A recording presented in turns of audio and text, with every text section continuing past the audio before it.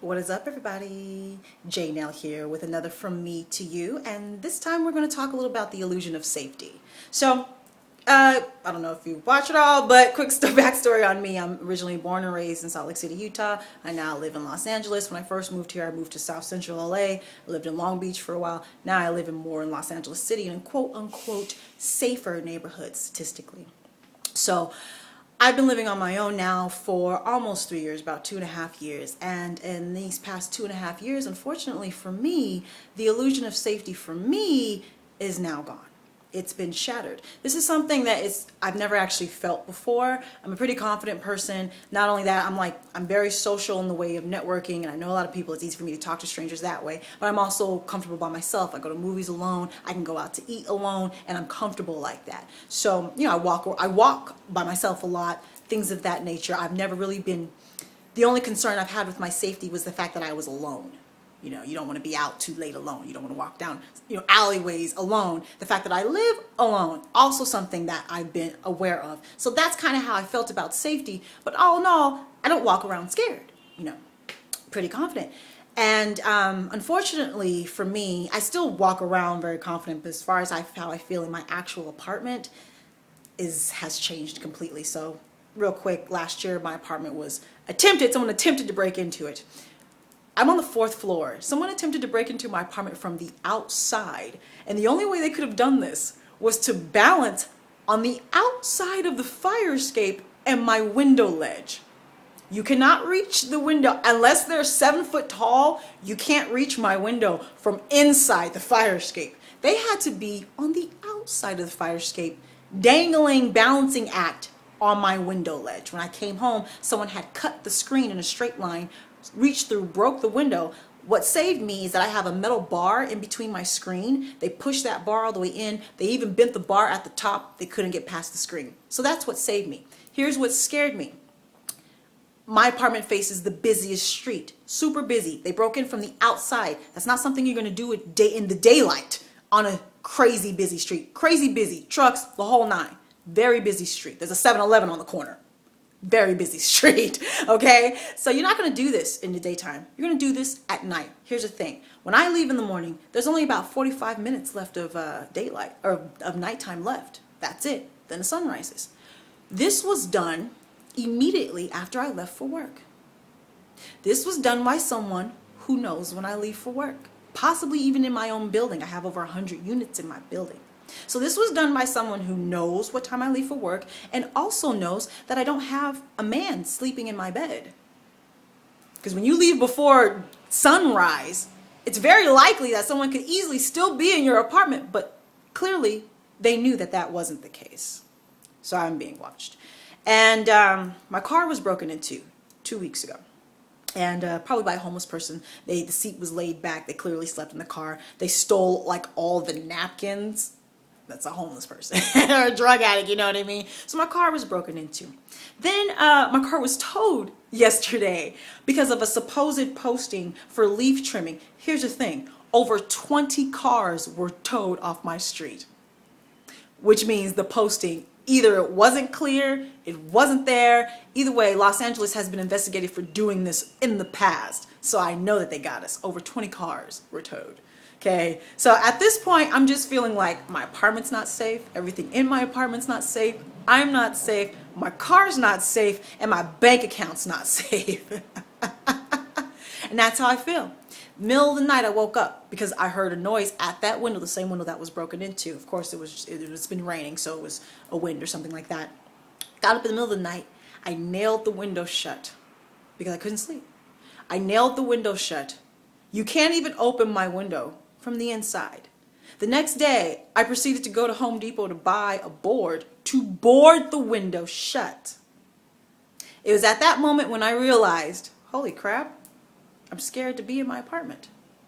This is something I've never felt before. I've never been scared to be at any place where I've lived.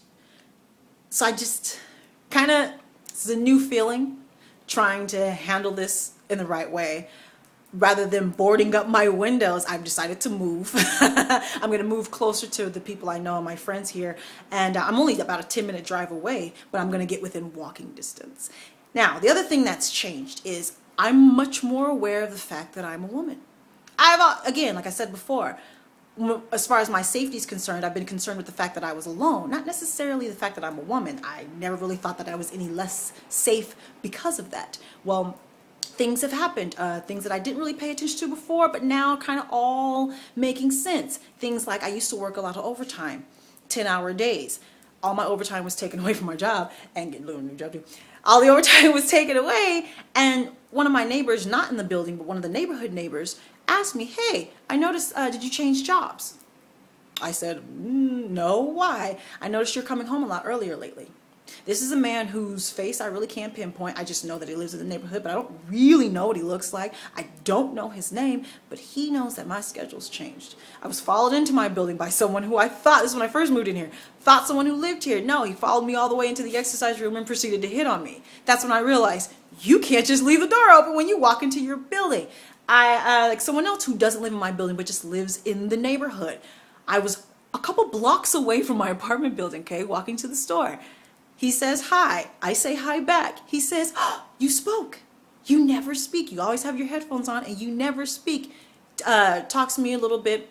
Tells me, oh yeah, I live on such and such and such and such. Then tells me, yeah, you live on such and such, and pinpointed the door that I live in. So he clearly knows someone in the building. Because he told me exactly where I live to the door. And I'm on the 4th floor of my apartment building. And this man doesn't live in my apartment building.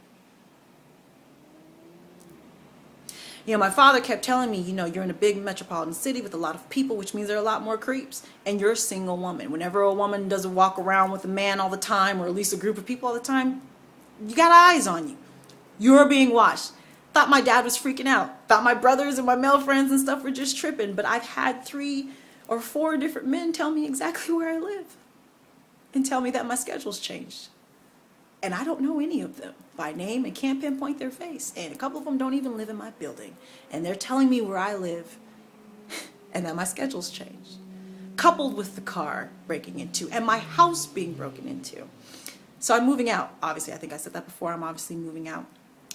When my grandfather passed away a couple years ago, he left me 2 guns. I've been shooting before. I'm from Utah. We shoot. And up until then, I wanted to get fact certified first before I actually owned the guns and, you know, had them in my home.